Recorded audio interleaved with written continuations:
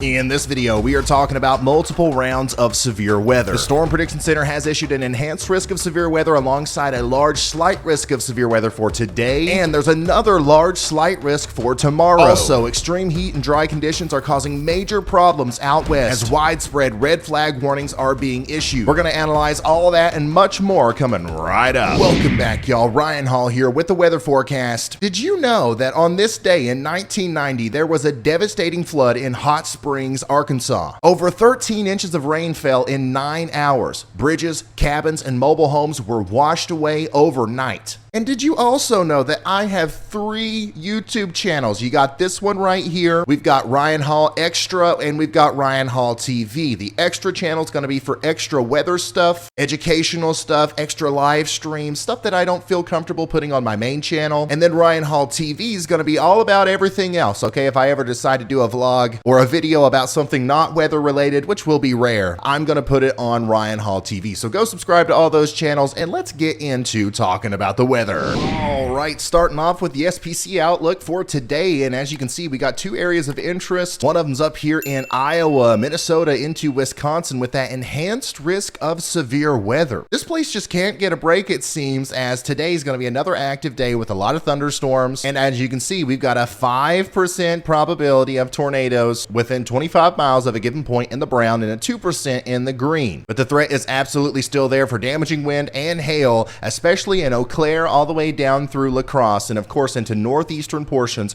of Iowa. Now coming down here to the south and east a little bit, we got a very big slight risk of severe weather from St. Louis all the way down to Wilmington, North Carolina. This is associated with a potential mesoscale convective system that's going to be racing through. Wind's going to be the biggest threat, but we also have a tornado threat down here as well, especially in Missouri over towards western portions of Kentucky and of course a lot of southern Illinois. We have that 5% probability of tornadoes and then a 2% that goes all the way down through the rest of the slight risk area. Let's take a look at what the radar could look like as we go into the future. This is the HRRR, and you can keep up with the time and date and Eastern time above my head throughout this entire video. Starting off at 2 p.m., you can see that we have a mesoscale convective system down here in Missouri. You can literally see the spinning motion on the models here as this big area of storms goes by Springfield and into St. Louis by 5 p.m. And look, this thing is spinning so much that it's actually bringing up some warm air into portions of Kentucky and Ohio and Indiana, where we might actually see some warm frontal boundary storms pop up ahead of this mesoscale convective system. Watch out from St. Louis to Lexington all the way until 10, 11, 12 a.m. Early in the morning on Friday, we're going to be seeing some rumbles of thunder, possibly some hail and some winds from Evansville all the way up into Columbus. Now, what's interesting here is that this model takes the storms to the north. And if you remember correctly, our SPC outlook showed the risk area being like this. They thought that the storm was going to move this way. I guess it's still a possibility, but every single piece of guidance that I've looked at here recently shows the storms going up this way. So be prepared if you're in either one of those paths. But right now, I think that the northern trajectory is going to be the most likely one. Let me show you that in motion once again. St. Louis gets hit at 7 p.m. Cincinnati is going to be feeling it from 8 p.m. all the way through midnight, possibly even longer. And the storms really die out once you get into the 1, 2, 3 a.m. time period there. The main threats with this are going to be hail and damaging winds, but of course we can't rule out an isolated tornado or two. Now coming up north a little bit into Minnesota and Wisconsin, you can see that we've got some big storms convecting around 5 or 6 p.m. Eastern, north and east of St. Paul. These are also going to be packing a punch with some strong winds and some large hail, but also the tornado threat is there as well. Look at this. These storms right here could be rotating around Eau Claire, points south towards Rochester by 9 p.m. And then this is going to go all the way into midnight, 1 a.m. once again as it goes towards Green Bay. At that point, the storms are going to start dying out quite a bit. So that's the risk for today, okay? We've got 2 separate systems. The models are having a hard time predicting them, but the ingredients are there for some very severe weather. So, because it's been a while since we've done a live stream, no matter what tonight, I am going to be live streaming this event, and we are going to have storm chasers on the ground. So make sure you turn notifications on. Make sure you subscribe to this channel if you want to see that. We are going going live tonight around 5 p.m. Eastern. Mark it down. All right, let's move on to tomorrow, where we have a big slight risk of severe weather from Michigan all the way down into Missouri and another tiny little area here near Oklahoma City and down towards Dallas. This is associated with the cold front that's going to be sweeping through after the warm front affects the area up there near Minneapolis tonight. So as you can see, our mesoscale convective system and our storms up there in Iowa and Wisconsin are going to skedaddle tonight, and then you can very clearly see that cold frontal boundary here, and that's where new storms will try to start convecting tomorrow into the early morning hours on Saturday. Look at here, 7 p.m. We might see some storms in or around Oklahoma City and Dallas. Don't pay too much attention to the exact placement right now. Just anywhere in here we could see some big storms popping up, and also all along this cold front boundary from Kansas City all the way up into Chicago into the oven of Michigan. This model does show some of those strongest storms happening in Missouri, but as of right now, I personally think that some of the stronger storms could happen closer to Chicago, so everybody in the slight risk needs to be weather aware. Now, the tornado threat is small with these storms tomorrow, but it's high enough to where I think that you should certainly try to be as weather aware as possible, because some of the strongest storms are going to be happening in the early morning hours on Saturday. Okay, so we're going from Friday into Saturday, and you're going to want to be asleep out here during this time, so make sure you have some way of getting warnings. I always recommend a NOAA weather radio, and this cold front's going to try to be stationary all the way into Saturday afternoon and evening as well, where more storms might convect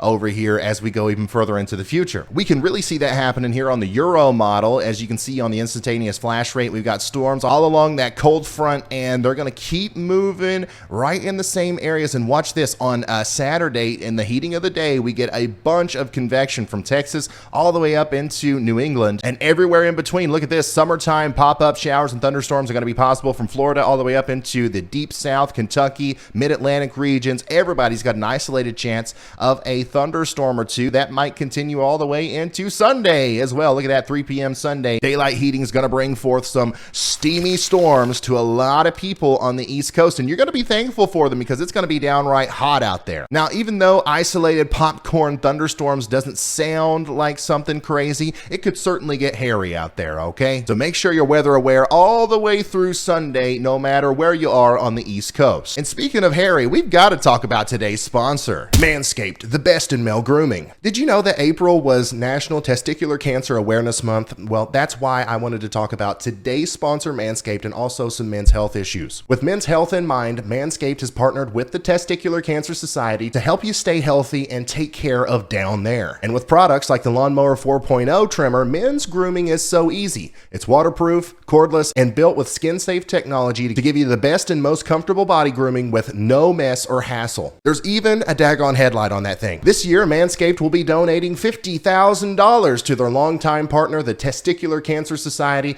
to help those impacted by testicular cancer. So get yourself the Lawnmower 4.0 at manscaped.com/TCS. And of course, you can always use the discount code HALL for 20% off, plus free shipping at manscaped.com. Once again, that's discount code HALL for 20% off, plus free shipping at manscaped.com. Link in the description. Now, let's get back into the video. All right, moving right along, we've got red flag warnings everywhere you see in the pink, from Texas into New Mexico, Arizona, even portions of California and Nevada, all the way up into Colorado, western Kansas, and Nebraska. You're under a red flag warning. But look at that in northern Colorado. You see the lighter pink right next to the hot pink? That's a daggone winter storm warning right next to a red flag warning. And the reason we're seeing this is because we're expecting a lot of wind, a lot of dry air, and of course, excessive heat in this area, leading to wildfires. Wildfires are going to continue to be a problem out here. As you can see today around 8 p.m., a lot of places are going to be around 10 to 20 degrees above average with their temperatures. Winds are going to be cranking out there, and also those relative humidity values are going to be very low. But remember, I was talking about winter storm warnings in Colorado. Let me show you what happens here as we get into Friday and of course into Saturday. A large cold front comes in, bringing relief to a lot of these areas. Look at this, Friday at 8 p.m., we're starting to see below average temperatures in the greens and the blues. We've still got some excessive heat down here in Texas and Oklahoma, but the relief is coming as a large cold front, the one that's sparking our severe weather, is going to crash all the way across the country. Look at this, by 2 p.m. on Saturday, we are chilly in Colorado, right after having a red flag warning, and now it's snowing, and we're starting to cool off quite a bit in the panhandle of Texas and Oklahoma as well. But look, at the same exact time, we are now experiencing excessive heat over over here in the northeastern portion of the U.S. Some places near Connecticut and Massachusetts could be close to 30 degrees above average. It's going to feel like over 100 degrees. It's going to be burning up out there. So make sure you are prepared for that, and that's why I was saying you're going to be thankful for those isolated thunderstorms if they do happen to affect you. But eventually, the cold front is going to try to cool everyone down as we get into Sunday and, of course, into Monday. This big blob of blue and green is going to be present over the majority of the central and the eastern portion of the U.S., and we're all going to enjoy a brief cool down and a brief lull in activity, I guess, with severe weather. And let me just show you the progression on the snow over here in Colorado. Look at that. We're talking about a red flag warning, high temperatures, and then as we get into Friday, it's snowing. Mostly in the higher elevations, but even places like Denver can expect to see some snow as we get into Saturday. Look at that heavy snow too for some of these places, and it's going to try to reach as far south as into northern portions of New Mexico. The panhandles of Texas and Oklahoma could see just a skiff, a tiny little spit of snow or two before this is all said and done. Absolutely incredible stuff over there. And just to talk about that excessive heat one more time on the East Coast, these are the high temperatures on Saturday. Everybody in the darker reds, at least in the 80s, and then of course we're going to have some places in the 90s and 100s all the way up into Massachusetts. Remember, 30 degrees above average is a big deal. If you were to flip it in the other direction, 30 degrees below average would be freezing cold. All right, last but not least, let's check the GFS and see if that sneaky little hurricane's down there. I've been talking about how this hurricane I think is unlikely, but we're going to pull this forward. Let's see if we see anything. I'm honestly nervous. I haven't looked at the data yet. I'm looking down here. I'm looking at the Gulf. I'm looking at the time. I'm looking at the Gulf. I'm looking at the time. I'm looking at you. I'm looking at the mic. And I'm not seeing anything. Oh my God, I'm not seeing anything. There is nothing there. There's nothing there. I told y'all that hurricane was hogwash. It was bull hockey. It was baloney. And it's not because I'm some super genius meteorologist. It's just common sense. That's what everybody thought. Once we get later into June, maybe after June 10th or so, whenever we start seeing GFS hurricanes in the future, way out in the distance, we'll start taking them a little bit more seriously because it just makes more sense that they could develop. We knew from the get-go that there was this big area of shear that was going to be in the Gulf of Mexico. And that stuff tears hurricanes apart, okay? It's kryptonite to hurricanes. They can't get through it. That was always expected to be there, and that's why we're not having one form right now. Also, something else that we were noting was this huge plume of Saharan dust out here that is going to impede the ability for thunderstorms to form in this area, which is where the GFS was originally hinting at that development. So it is my job to be completely transparent with you always, and that's why I showed you the model images, but also I had to say that I thought that it was incredibly unlikely that something like that would happen. And of course, if we go out even further into the future, the GFS shows another potential tropical system popping up out here around June 4th. If anybody tries to tell you that this is something for you to worry about right now, please don't listen to them. Be prepared and don't pay attention to the GFS until it gets close enough to where, it's not in fantasy land, okay? Anything beyond 200 hours is just pointless to look at, especially when you're looking at deterministic models and MSLP maps like this. But of course, on this channel, we will always look at them just for fun. Hey, thanks so much to all the members over here. You are a vital, important part of this channel. Thank you so much. Once again, I am going live today around 5 p.m. Eastern. Make sure you have notifications on. Make sure you're subscribed to the channel. You don't want to miss that. We're going to be live all the way through the evening until the severe weather threat is for the most part over. Make sure you share the channel, get the word out there, and I will see you in the next one. Goodbye. Ooh.